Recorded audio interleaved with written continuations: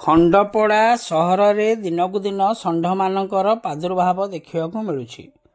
ସୂଚନାଯୋଗ୍ୟ, ଏନ୍ଏସି ପକ୍ଷରୁ କୌଣସି କାଞ୍ଜିଆ ହୁତାର ବ୍ୟବସ୍ଥା କରାଯାଉନଥିବାରୁ ବିଭିନ୍ନ ସମୟରେ ସହରର ଗଳିକନ୍ଦି ଓ ଛକମାନଙ୍କରେ ଗାଈଗୋରୁମାନେ ଗହଳି କରିବା ସହିତ ଏମାନଙ୍କ ମଧ୍ୟରେ ବିଭିନ୍ନ ସମୟରେ ଲଢ଼େଇ ଦେଖିବାକୁ ମିଳୁଛି, ଯାହା ସହରବାସୀଙ୍କ ପାଇଁ ବହୁ ସମସ୍ୟା ସୃଷ୍ଟି ହେଉଥିବା ଜଣାପଡ଼ିଛି।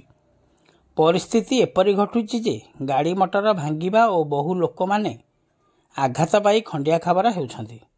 ସହରବାସୀଙ୍କ ସୁବିଧାକୁ ଦୃଷ୍ଟି ଆଖିରେ ରଖି ଖଣ୍ଡପଡ଼ା ଏନ୍ଏସି ତରଫରୁ ଏହାର ପ୍ରତିକାର ସ୍ୱରୂପ ପଦକ୍ଷେପ ନେବାକୁ ଖଣ୍ଡପଡ଼ା ବୁଦ୍ଧିଜୀବୀ ମହଲରୁ ଦାବି ହେଉଛି।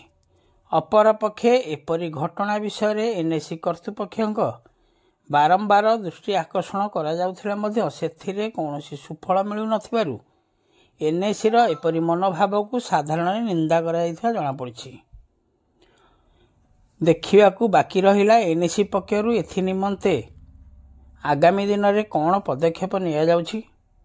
ଖଣ୍ଡପଡ଼ା ସହରରେ ବର୍ତ୍ତମାନ ରାସ୍ତାଘାଟରେ ଗାଈଗୋରୁମାନେ ଚଳପ୍ରଚଳ କରୁଥିବାରୁ ଏହା ସହରବାସୀଙ୍କ ପାଇଁ ମୁଖ୍ୟ ସମସ୍ୟା ପାଲଟିଛି। ଖଣ୍ଡପଡ଼ା ସହରର ବିଭିନ୍ନ ସ୍ଥାନରେ ଏପରି ବୁଲା ଗାଈଗୋରୁମାନେ ଗହଳି କରୁଥିବାରୁ ବିଭିନ୍ନ ସମୟରେ ଏହି ରାସ୍ତାରେ ଯାଉଥିବା ଗାଡ଼ି ମଟର ଏବଂ ଯାତ୍ରୀମାନଙ୍କ ପାଇଁ ବହୁ ଅସୁବିଧା ଓ ସମସ୍ୟା ସୃଷ୍ଟି ହେଉଛି।